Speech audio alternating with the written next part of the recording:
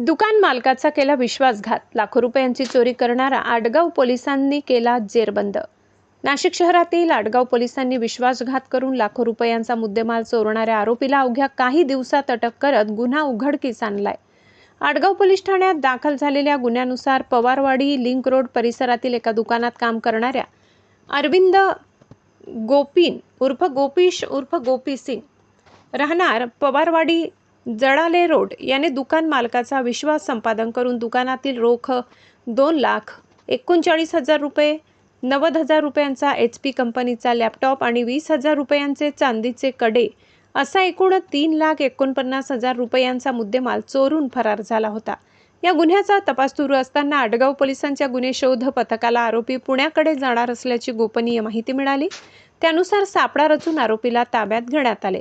Police चौकशीत आरोपीने गुन्ह्याची कबुली दिली असून त्याच्याकडून 3,49,000 रुपयांचा संपूर्ण मुद्देमाल जप्त करण्यात आलाय। या प्रकरणाचा पुढील तपास आडगाव पोलीस करत आहेत। महाराष्ट्र माझा न्यूजसाठी विशेष प्रतिनिधी प्रवीण कासार, नाशिक।